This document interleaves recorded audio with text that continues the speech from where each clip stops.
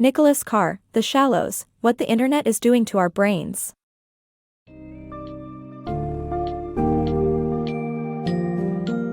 Embark on a captivating exploration of the Internet's impact on our brains in the summary of The Shallows, What the Internet is Doing to Our Brains by Nicholas Carr. Discover how electric media have shifted our linear minds, and delve into fascinating examples, such as Friedrich Nietzsche's change in writing style upon using a typewriter.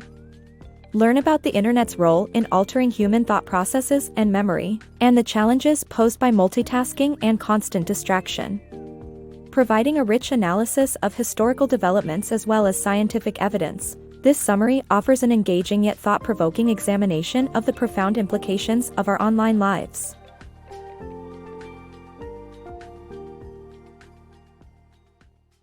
The medium matters.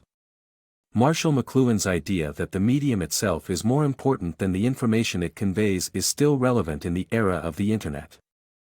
McLuhan wrote that new media changes the way we perceive and think, and that the linear mind, which has been the center of art, science, and society for the last 5 centuries, is breaking down. The Internet provides an overwhelming amount of information that is changing our thought structures to be more fragmented and discontinuous, while also rendering books a thing of the past. McLuhan's idea that the medium is the message is exemplified in the case of Friedrich Nietzsche, who changed his writing style after acquiring a typewriter because our writing equipment takes part in the forming of our thoughts. In short, we must pay attention to the medium we use to consume information as it changes the way we think and act. The dynamic brain.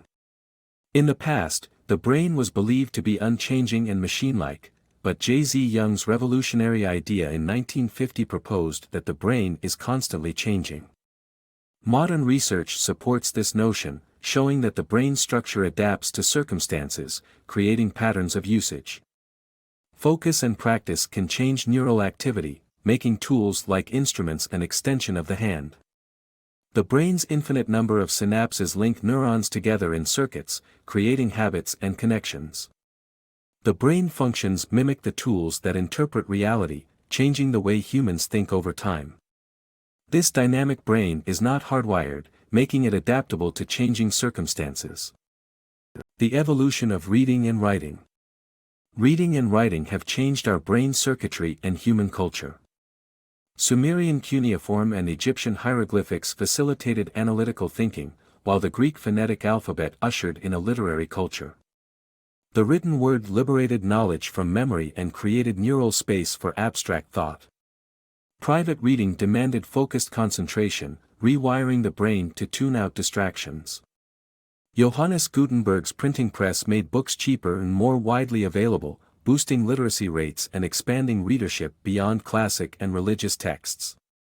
The intellectual ethic of focused concentration dominated for 5 centuries, as books contained transferable knowledge and fostered a culture of learning.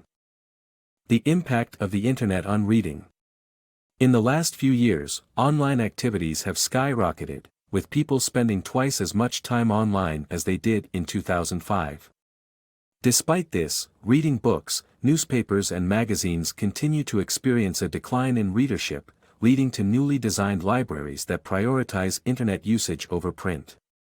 The Internet, with its hyperlinks and interruptions, threatens reading by creating a need for constant stimulation, which is unhealthy for mental patterning. Even though web activity keeps the brain active, it damages certain paradigms of memory and affects comprehension and retention. Therefore, while the Internet may be healthy for our brain in one sense, it is a double-edged sword that poses serious implications for the future of reading and our capacity for retaining knowledge. The perils of Internet addiction. Our addiction to the constant flow of new information on the Internet has made it impossible to focus on meaningful content. Research shows that the dominant mode of reading now is skimming, which hinders our ability to absorb information and think creatively. Multitasking only exacerbates the problem, as it forces the brain into familiar and uncreative pathways. The result is a culture that has outsourced its memory and sacrificed true innovation. The impact of technology on memory and thinking. According to Socrates, writing reduced people's reliance on memory by allowing them to find information written by others. However, the democratization of the written word through the Gutenberg press further diminished memory capability. With the advent of new media, such as the Internet, memory reduction is accelerated, and people rely less on their brains to recall information. This change jeopardizes cultural flourishing, as remembering its history and traditions is vital to its survival. The web only allows a superficial review of information, leading to a perfunctory consolidation that almost ensures its eventual forgetting. The impact of the Internet on the brain. The Internet plays a major role in our daily lives, almost becoming a part of our brain. However, this may come at a cost. As the Internet takes over some basic brain functions, it limits our ability to make connections on our own. This leads to decreased empathy and intimacy as distraction increases. While Internet intelligence may seem attractive, it threatens to flatten human intelligence. Despite the potential drawbacks, people are not turning away from the web anytime soon.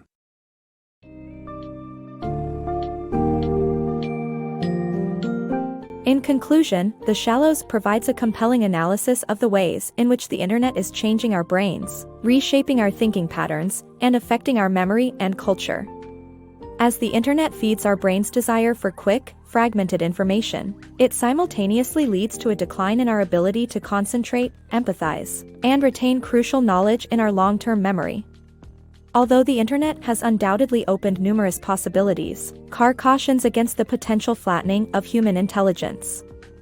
The Shallows serves as a timely reminder to reflect on our relationship with this powerful tool and assess the implications on our intellect and personal growth.